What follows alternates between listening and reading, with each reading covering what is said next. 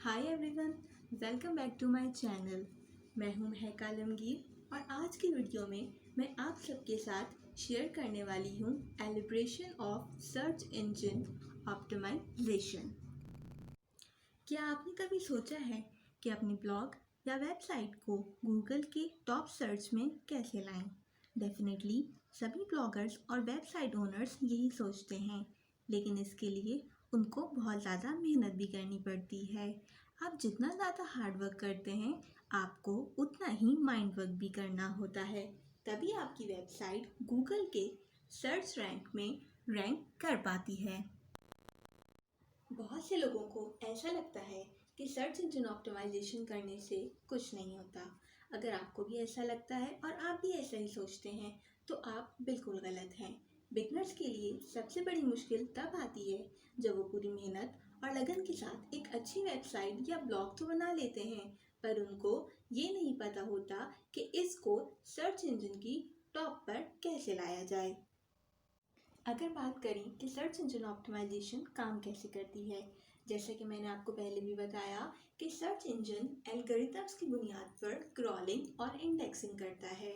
मान लीजिए कि कोई यूज़र सर्च इंजन पे सर्च करता है best electrical service in Pakistan, तो सर्च इंजन के पास तो बहुत सारी वेबसाइट मौजूद होंगी जो ये बताती हैं कि पाकिस्तान में बेस्ट इलेक्ट्रिकल सर्विसेज कौन देता है।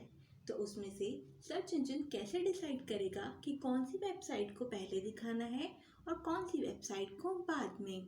अगर हम गूगल के एल्गोरिथम्स या फिर गूगल वेब मास्टर गाइडलाइंस के बारे में बात करें तो कुछ चीज़ों का ख्याल रखना बहुत ज़रूरी होता है।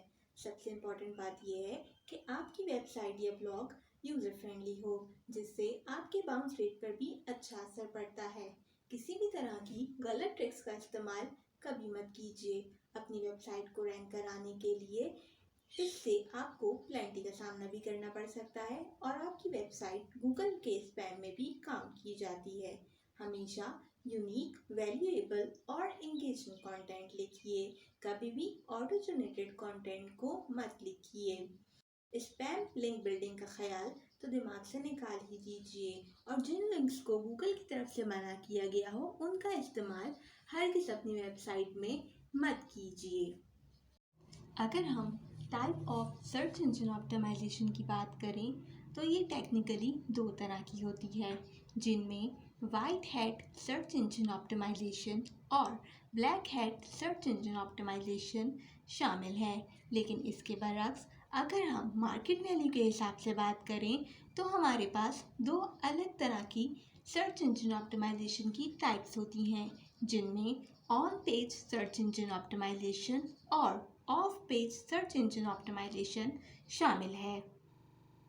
अगर हम white hat search engine optimisation को रेफर करें तो उसका मतलब है कि सर्च इंजन के जो एल्गोरिथम्स हैं उसको आपकी वेबसाइट ने अच्छे से फॉलो किया हो और आपकी वेबसाइट एक यूज़र फ्रेंडली इंटरफेस फराहम करती हो, यानी यूज़र को जिस चीज़ की रिक्वायरमेंट है वो उसे बआसानी आपकी वेबसाइट पे मिल सके।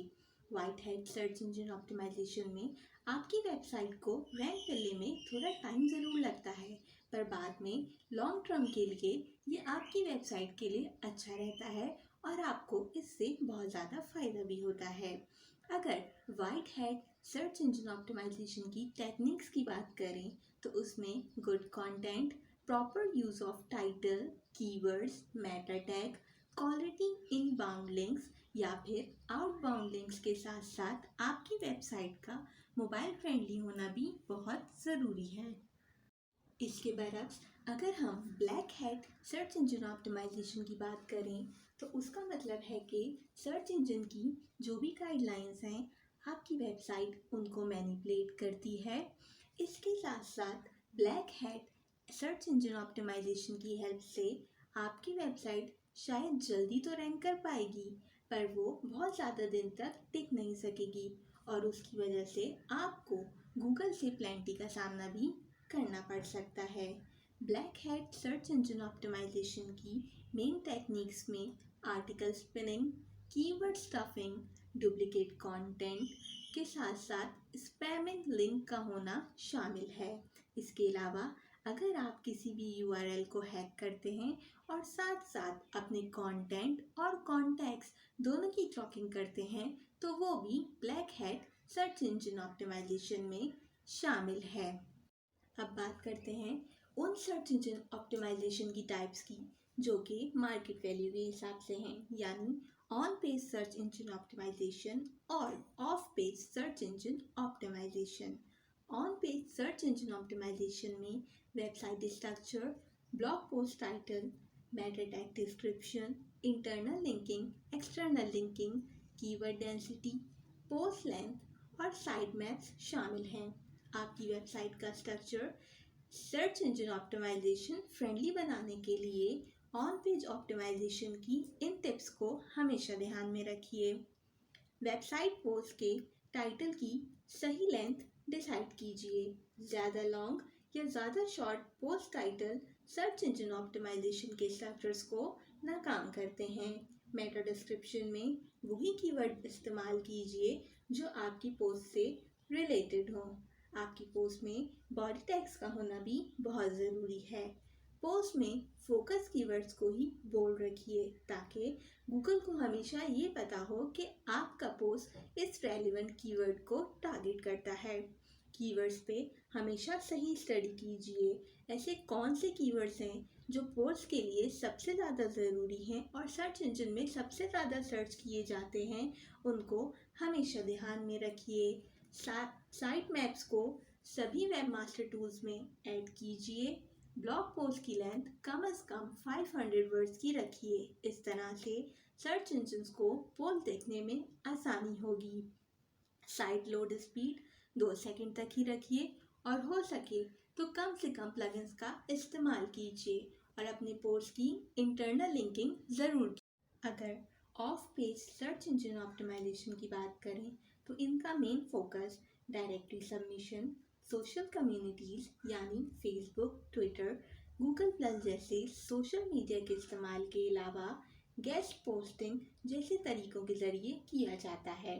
ब्लॉग को वेबसाइट डायरेक्टरी में सबमिट कराइए ताकि ज़्यादा से ज़्यादा लोग आपकी वेबसाइट और आपके ब्लॉग का विज़िट करें। सोशल कम्युनिटीज़ जैसा कि फेसबुक, व्हाट्सएप, ट्विटर वगैरह पर अपनी पोस्ट लाजमी शेयर कीजिए। रेगुलरली सोशल मीडिया से कनेक्ट रहिए और अपने पोस्ट को ज़्यादा से ज़्यादा ग्रुप और ज़्यादा से ज़्यादा रेलिवेंट पेजेस में शेयर कीजिए।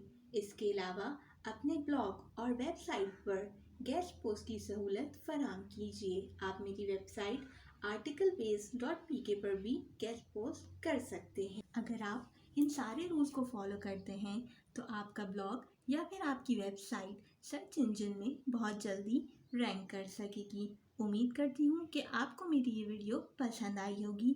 आज के लिए बस इतना ही। अगले वीडियो में मैं आपको सर्च इंजन ऑप्टिमाइजेशन टूल्स के बारे में बताऊंगी, तो मेक श्योर कीजिएगा कि आपने मेरे चैनल को सब्सक्राइब ज़रूर किया हो और साथ ही साथ डिस्क्रिप्शन बॉक्स में इस वीडियो का रिटन आर्टिकल मौजूद है, तो मेक श्योर कीजिएगा कि आप उसे भी चेक करना मत भूलिए।